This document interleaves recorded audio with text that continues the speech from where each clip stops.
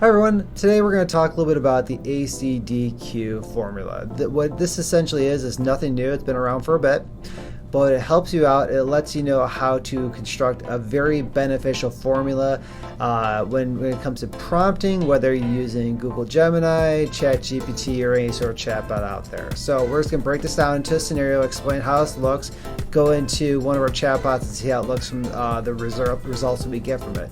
So essentially here, A stands for act like an expert in any given field. So essentially you're putting into the prompt, act as if you're this person, or whatever the case may be. Essentially, it's just going to act and behave as if that is the professional they're trying to follow. C stands for context. Here, you're providing as much detailed information as possible on the subject you would like to learn about, okay, or you want to pull information for you.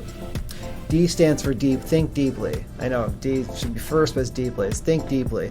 Essentially here you want to think deeply before responding. It forces the AI to think and reason with itself before it provides any sort of information for you. We'll talk a little bit about that. And Q stands for questions. You're asking AI as many questions as possible so that you get your desired outcome when it comes to in your prompt to get to the desired outcome of whatever you're trying to accomplish, right? So let's take one of the items that I was looking at beforehand on a prompt based off of this formula. All right, so here's an example prompt. Very long, very text heavy. I broke it down into this ACDQ formula, but let's break this down into its own segments, understand each component, and then essentially you can either do one big prompt or you can do it into multiple different prompts as well and see how it produces for you. All right, so A for act. So there's a classroom scenario on being able to increase engagement. So act. Imagine you're teaching a lesson, but you notice some students are distracted or disengaged. They may not see how the topic connects to their lives. Okay, that makes sense. That's going to happen quite often, right? So in this part, why is this act? Well, essentially it puts a teacher in the scenario, helps them visualize what the classroom situation is going to be. It encourages empathy of the observation of what exactly is happening, and it creates a sense of urgency. So it's putting it into the prompt of the chatbot, what the scenario is. You're acting not only as the person, but you're acting as you're developing the scenario here. Okay, so next one. Context, so C. So research shows that student engagement increases when learning feels relevant, interactive, and student-centered.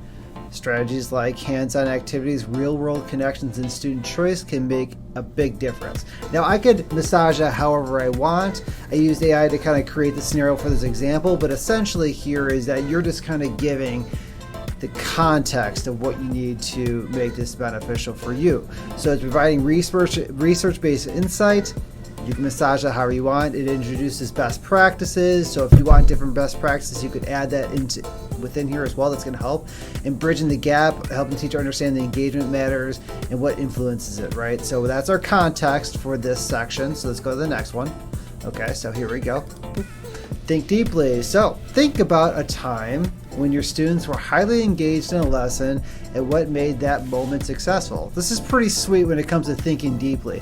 It encourages reflection, it personalizes the learning, it identifies an effective strategies. So it's causing the AI to think about all these particular scenarios and to think deeply as opposed to being just abrupt and answering a question.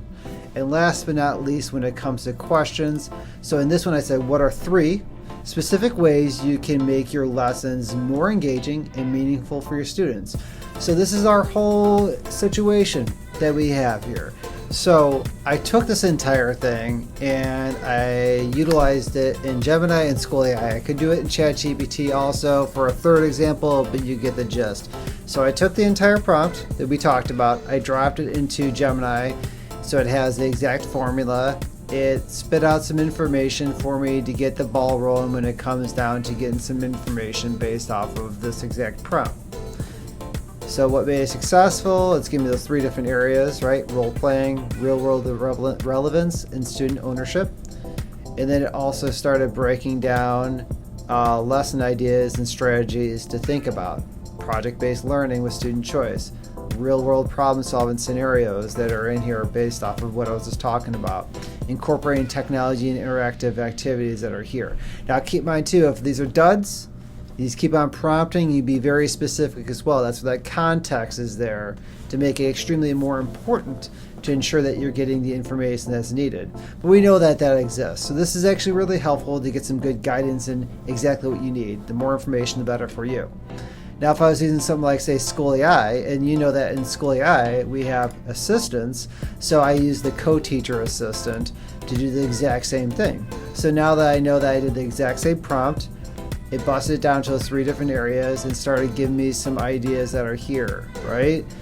So this difference you're going to see based off of using Gemini, ChatGPT, School AI, Magic School, whatever the case may be. It's all about how it's produced and how it's going to continue to prompt to get your desired outcome based off of however you'd like it.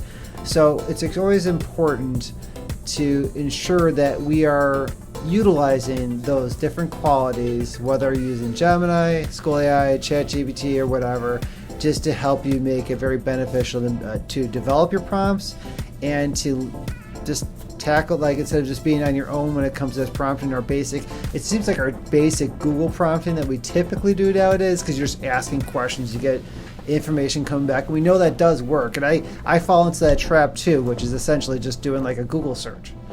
But using something like the ACDQ formula or other methodologies that are there is going to get you better at prompting, prompt engineering, and getting to the desired outcomes of what you're trying to achieve. Try it out. I promise it's going to be good stuff for you.